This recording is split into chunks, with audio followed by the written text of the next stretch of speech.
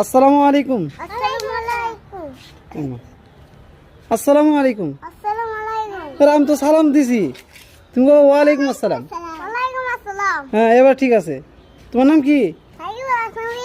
সাকিবুল হাসান রিয়াদ। রিয়াদ না নিয়াদ? রিয়াদ। ও আচ্ছা, সুন্দর, মাশাআল্লাহ, খুব সুন্দর নাম। তা তুমি কি আজকে নামাজ পড়ছো? আজকে কোন নামাজ পড়ছো? কালকে।